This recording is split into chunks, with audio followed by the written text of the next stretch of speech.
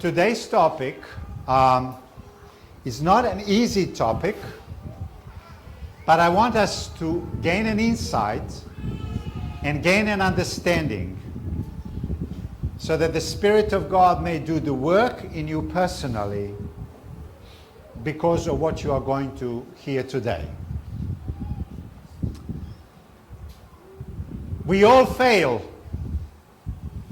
We all sin. We all make mistakes. That's who we are. That's part of our nature. We are sinners, and for our sake, God left heaven to save you and me as sinners. So we deep down know that we are sinners and that we fail. What I want to talk about today is how do we deal with the spiritual and moral failure in our lives? Is this important? When was it last time you failed and you miserably failed? Let's talk about it. So what we are going to do, we are going to follow the story of Peter, who was so self-assured that he was fine when in fact he was not. The story is recorded in the Gospel of Matthew, and at the end of the Gospel of Matthew, the story follows Jesus himself and Peter. We are going to follow the story of Peter. I don't know if this works. Okay. Let's read the text first. Now Peter sat outside in the courtyard, and the servant girl came to him saying, "You also were with Jesus of Galilee." But he denied it before them all, saying, this is not working properly. "I don't know what you are saying." And when he had gone out to the gateway, another girl saw him and said to those who were there, "This fellow also was with Jesus of Nazareth." Let's go next. But again he denied with an oath, "I don't know the man."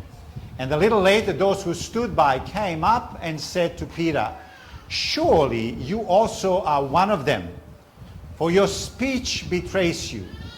Then he began to curse and swear, saying, "I don't know the man." And Peter remembered the saying of Jesus, "Before the rooster crows, you will deny me 3 times." And he went out and wept bitterly.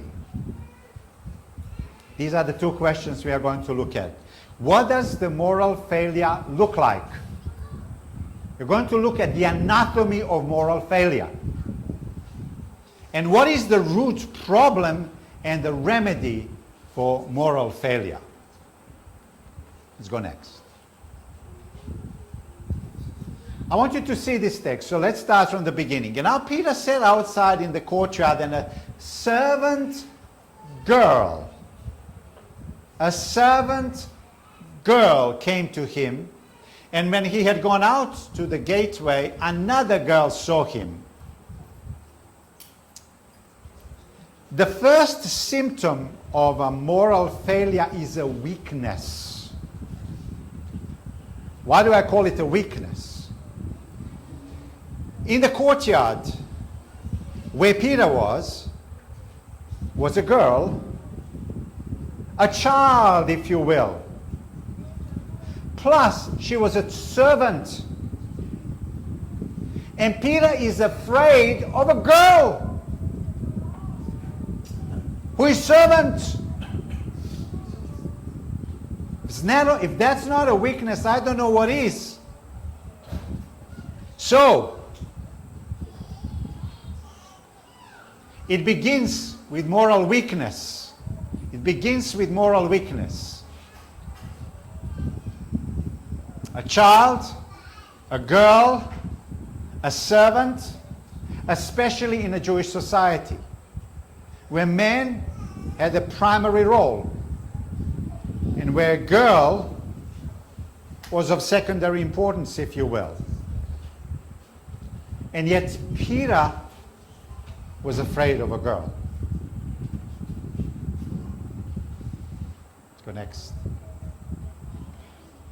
Now Peter said outside, I want you to see now a second characteristic of a moral failure. The first one we said, it's a weakness.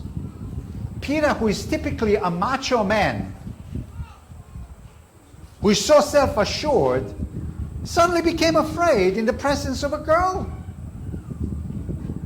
I want you now to see the second one. Now Peter sat outside in the courtyard, and the servant girl came to him, and when he had gone out to the gateway, another girl saw him. Another characteristic is that Peter becomes restless. He can't sit in one spot. Have you ever been in a situation where you are restless? Moral failure, and the symptoms of moral failure that is about to take place is a weakness that you feel. It's restlessness that you feel. You're being fidgety. You can't stay in the same place. When Adam and Eve sinned, remember, Adam couldn't stay in one place. He was running away from God. Restlessness. That's another characteristic.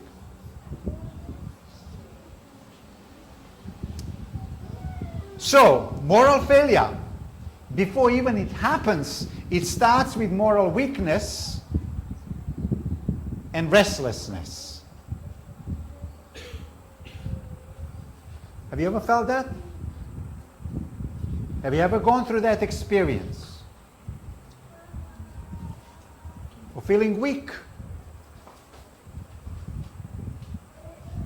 Though everybody knows you as strong, but deep inside you're really, really weak and restless and fidgety. Can't stay in one place. Can't look another person in the eyes. You look lost. That's another characteristic.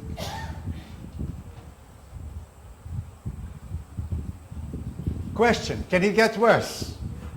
Can it get worse? I want you to see this. And a servant girl came to him saying, you also were with Jesus of Galilee. But he denied it before them all, saying, I don't know what you are saying. Observe carefully this text. I don't know what you are saying, Peter is saying to this girl. I don't know what you are saying. What is Peter saying? Peter is not saying, I don't know the man. Not yet. He's saying, I don't know, girl, what you are saying. Also, what Peter is not saying, I know the man. He doesn't say, I know the man. And he doesn't say, I don't know the man. So what is he doing?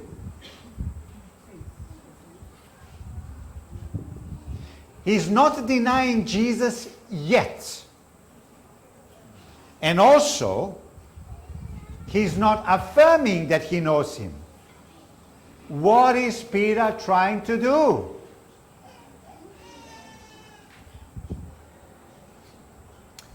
Peter was reluctant to lie, but also Peter was reluctant to tell the truth. Do you see that? So what is he doing? So what is he doing here? Peter was trying to occupy morally neutral position. Have you ever been in that spot? Where you are not trying to lie, but you're also not trying to tell the truth. Because telling the truth will cost you, and lying, you don't want to do that. So what you are trying to do is position yourself in between the truth and between the lie. How many times in your life have you tried to occupy neutral position? Have you? Maybe my better question is, how many times have you done it? Maybe even better question is, can you really count it?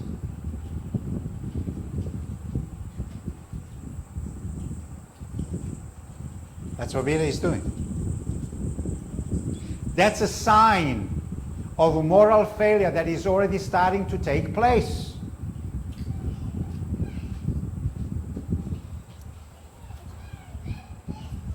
So it starts with moral weakness and restlessness.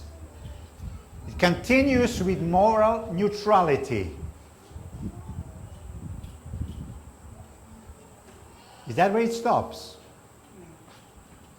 Is that where it stops?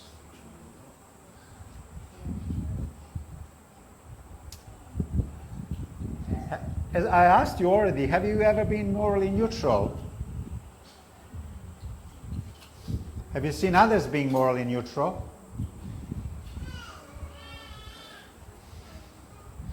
Here is the question now.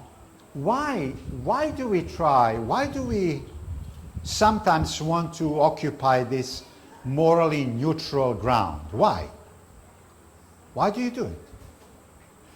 Well, let me ask you an easier question. Why did Peter want to occupy morally neutral ground? Why? Students, you will be going back to school and you will find yourself very often in compromising situations, and I'm asking you, be careful not to occupy morally neutral grounds. Those of you who go to work, you will be in those positions. Wherever you go, you will be tempted to occupy morally neutral ground. But be careful. That is not the last stop you will stay on. Why do we do it? Peter was doing it to save himself, because he realized that his life is in danger. The life of Jesus was in danger. He was captured. And that same thing would happen to him. So he was afraid for his life. So to occupy morally neutral ground when your life is at stake is a thing that happens. If my life is at stake, I would be tempted, or you would be tempted to occupy morally neutral ground. You'll be going to Darwin, and that will be one of the temptations, to occupy morally neutral ground. To save your life. Is there any other reason? And that is to preserve relationship with another person. Isn't it? I don't want to hurt this person. I don't want to hurt this person. I'm going to be in the middle, even though I know what is right.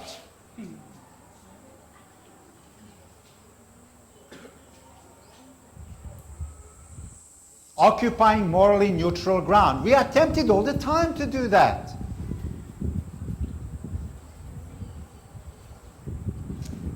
Don't be afraid to speak love, to speak the truth in love. Be careful of occupying morally neutral ground. That is not the last stop, people. Is there any other reason? Another reason is that I preserve my comfort. Do you see what's happening in the world? You know what is right and what is wrong. And I'm just going to stay silent. If I stay silent, I preserve my comfort. That's what culture is doing. While the minority in the culture are ruling this world today, so many people, not to get into trouble and to preserve their comfort, are staying silent. That's why they are occupying morally neutral ground. But I can tell you that the world will not stay there. That is just transitory station. Eventually, world will be polarized. Either you will stay with the truth or you will go the other way. You probably at your work see that all the time. It's very comfortable to stay and occupy morally neutral ground.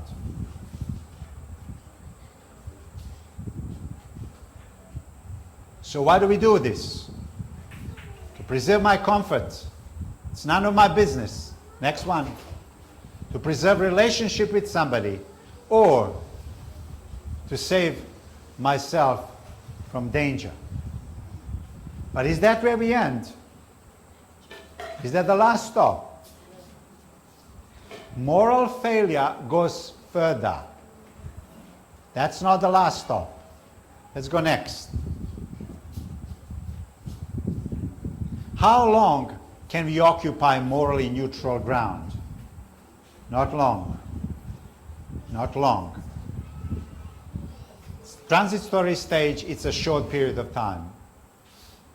And when he had gone out to the gateway, another girl saw him and said to those who were there, "This fellow also was with Jesus of Nazareth." Look what this time Peter says.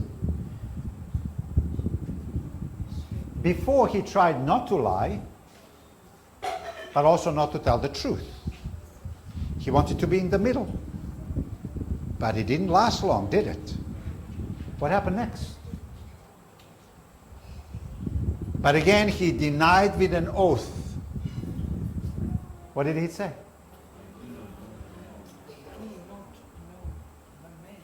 Is he very clear now? Is he lying? He's lying. He said, "I don't know the man." Did he know him? So observe the steps. Moral weakness. Next one. Moral neutrality. Next one. Moral failure. It's the process. Moral failure doesn't come just like that. It's a process. It's a process.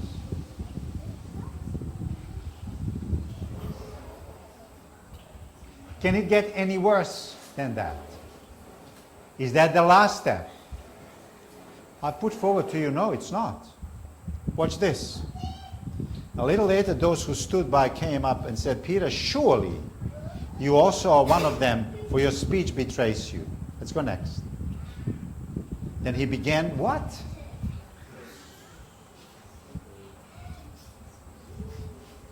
What? Peter is doing what?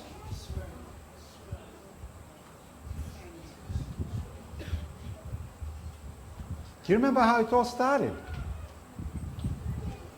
Do you see the process? Do you see how he's spiraling down?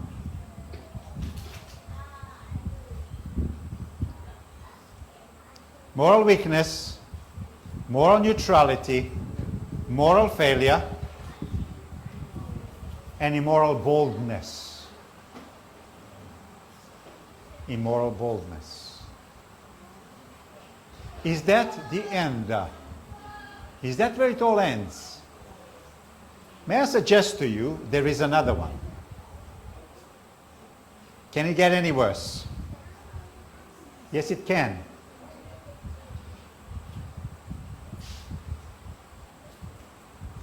There's a whole section in society today, they call themselves social activists. And many of those social activists, I'm not saying all, because there could be some really good social activists, but there are some who promote immoral boldness in their social activism. That's what's happening in the world today. It can get worse. It can get worse. Now, this is the most important question. Well, that's the anatomy of a moral failure. But here is the more important question, and that is, what is the root of it? What causes us that we spiral down? Then from somebody who loved Jesus, was faithful to Jesus, became weak, morally neutral, immoral, and then immorally bold. What happened? What caused this? What can you put your finger on that made Peter to become what he became? What happened? There are two things when we talk about our Christian life and moral failure. We must talk about the prevention from a failure. But we also know that we all fail. So what happens when we fail? What are we to do when we fail? So let's talk first about prevention. How do you prevent moral failure?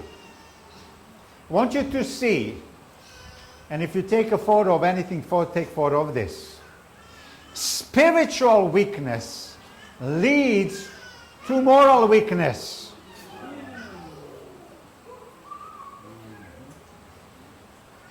You don't become moral failure without being spiritually weak. Yeah? I want you to see this. Yeah, let's go. Peter was spiritually or relationally weak before he became morally weak and morally fallen. You belong to Jesus, they charged him. He said, what? I don't. Do you see how his relationship with Jesus became weak? And do you see how weak relationship with Jesus brought him to moral weakness?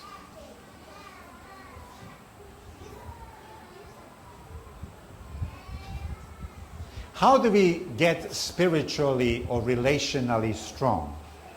Let's look at it. Remember, Jesus said, my hour has come. And now he speaks to his disciples. And he says to them two things. I want you to be spiritually strong. Because Satan has come to you to test you. And there were two things that Jesus was saying to them. Pray. Peter, pray. What is prayer? Prayer is staying in the presence of the loving God, where your relationship with God is strengthened, especially in the hour as he was facing. Jesus himself was facing that same hour that Peter was facing. Jesus in his unique way and Peter in his unique way. And Jesus was doing exactly that. And Jesus prayed 3 times. What happened to Peter? Did he? He said to Peter, pray, and also something else. Watch. Let me ask you, is there a difference between praying and watching? Is there? What is prayer? Prayer is communicating your mind with God, speaking to him, talking to him, lifting your heart and soul to God and talking to him. What is watching? What is watching? What is watching? Any of you were a soldier in the army? Any of you? Okay, I was, so I can tell you what watching means. I was in the army for 15 months. And you have to be a guard in the army. So to watch is to observe what is going on. Yeah? So your eyes, it's all about your eyes, that you are constantly aware of your surrounding. And the whole thing is that you need to guard. You need to guard what you are watching over. So Jesus is saying, watch. Make sure that you stay in God's presence watching. Your eyes are to be on God. Watching does not mean that you are going to speak to God verbally, but you're going to sense and stay in His presence, so that God's eye is on you and you know that His eye is on you. You don't need to say verbally anything, but you know He's there. So praying is speaking to God. Watching is without even talking, you know that His eye is on you. And watch and stay within that presence of God. So what happened is that Peter failed on both. Failed on both.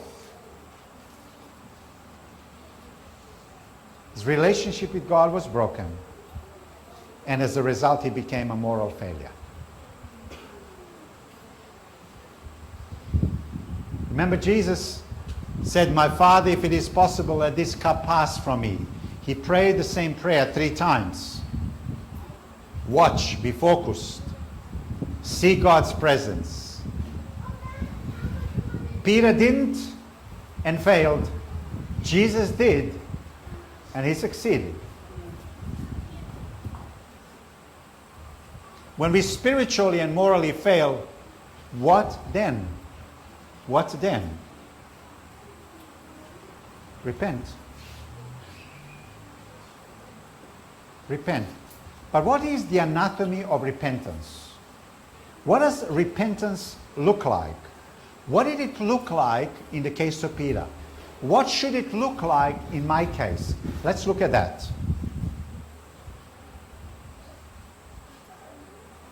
In repentance, think of your own life. There is a trigger moment. In repentance, there is remembering that becomes very important. In repentance, there is a deep sorrow that takes place. Let's go through this very quickly. Trigger moment. Before the rooster crows, you will deny me 3 times, Jesus said. Did it happen? Yes. What happened? You know what happened? Peter was spiraling down. At the moment when he started cursing, swearing,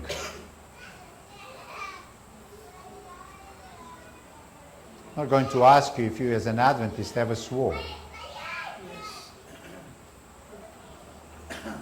See, Peter was spiraling down.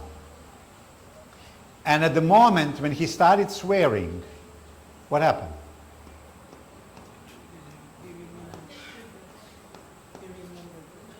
He started crowing. Trigger moment. You know, when trigger moment happens, then it stops you in your tracks. Okay? There's no more spiraling down. God in His mercy does something outside of you to stop you in your tracks. And you stop spiraling down. It's as if somebody hits you and you kind of, and you stop. How blessed you are to have a crow. You know, this is not of your doing. This is God breaking out into your world through His grace. This is a trigger moment to stop you from falling. And at that point, either you can continue spiraling down, or something happens that takes you back.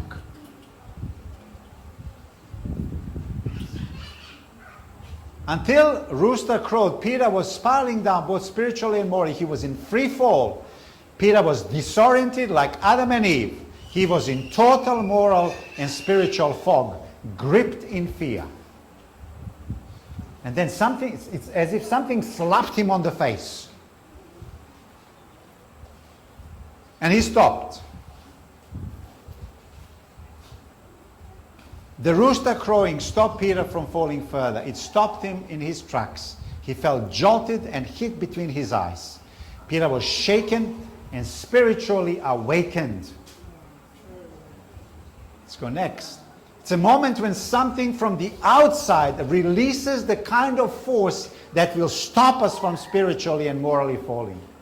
That's what your prayers can do to people. The prayers that you pray for others will create these trigger moments that will stop people in their tracks.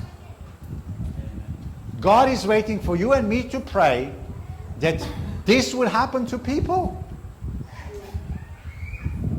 Pray for people's trigger moments and from something from the outside to come to hit them in between their eyes. Hopefully not you, okay?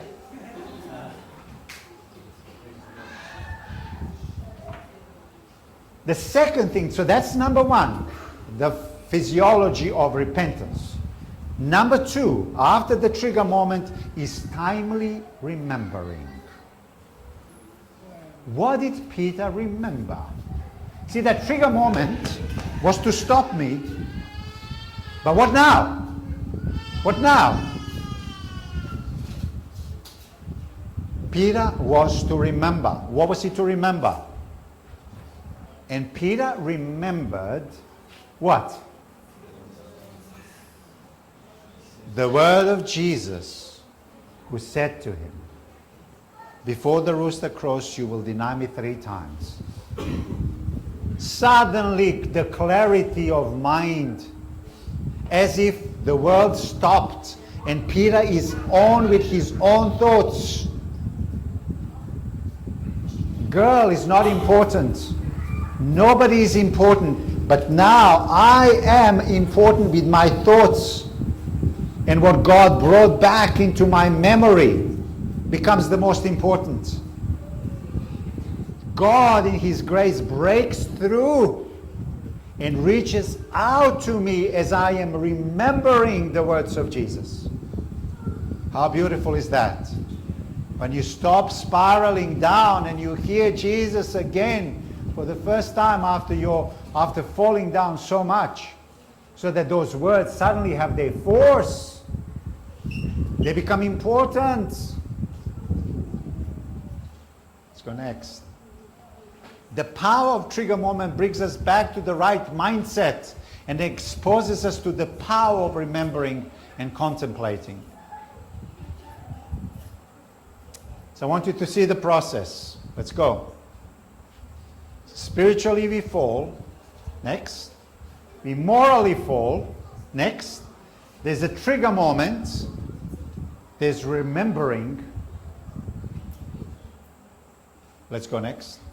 So Peter remembered the words of Jesus. Next. Yeah.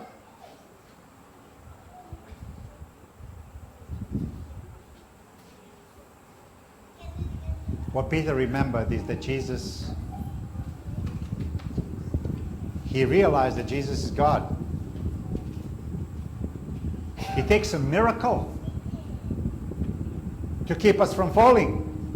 It takes a miracle.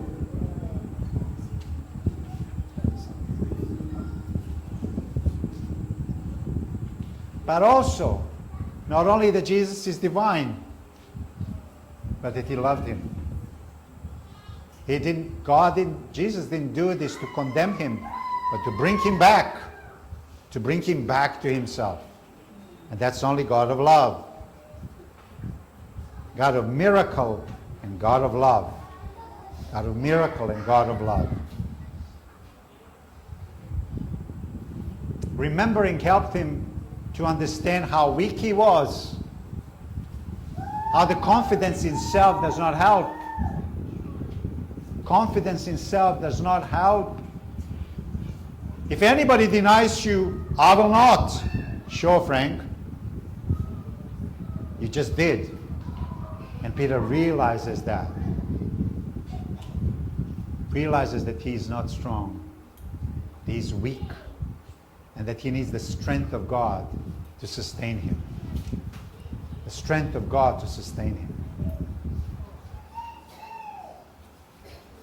After this comes a deep sorrow moment. People, there is no better place than to be deeply sorrowful. Therefore, the cross of Jesus is the best place. The cross of Jesus is the best place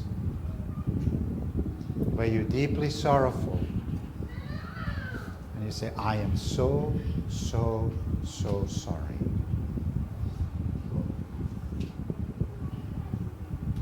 what I have done to you.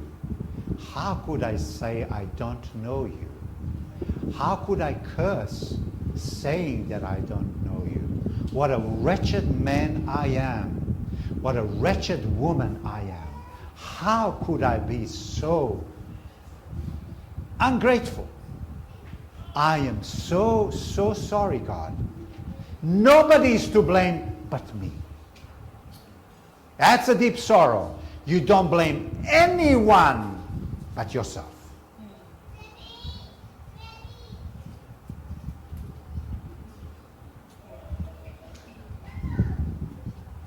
Peter remembered the words of Jesus, who had said to him, before the rooster crows, you will deny me 3 times. So he went out and what? Wept bitterly. Have you ever done that? Have you ever wept bitterly?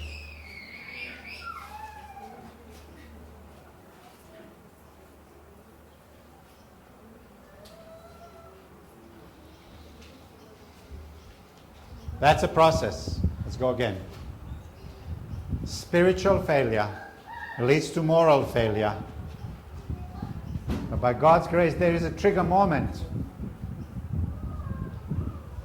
There's remembering, there is deep sorrow, and there's repentance, and there is restitution. We are brought back to God. We are brought back to God. Let me just finish with this. I pray these 2 things for you and for me. That God will keep you from falling. The way to keep from falling is to stay close to God and His Word and stay in close relationship with Him. That will keep you safe from falling. But you know what? The gospel is such a good news. Even if you fall, there is a way back. And we just looked at it. If you know somebody who is experiencing this moral failure and is spiraling down, pray for them. Pray for trigger moment. Pray that God will bring back to their memory Jesus and their own weakness. Pray that God will bring them to the foot of the cross and they will go through deep sorrow. Pray that there will be reconciliation. Now, God is good God. Live safe. Prevent yourself from falling. But if you fall, there's way out. There's way out. May God bless you and me. Because this is just good news and good news. We will be fools if we would not use either prevention or repentance. We will be fools. May we not be fools. May God bless us. Amen.